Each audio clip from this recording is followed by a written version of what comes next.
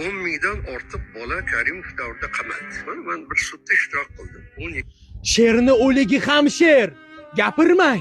Unutdingizmi? Qancha sinovlar o'tmadi boshidan. Jonini xatarga qo'ydi shu millat uchun. Bir haftalik rizqi qolgan xalqni mard o'g'loni yetakladi izidan. Qalbimizda endi mangu yashaysiz.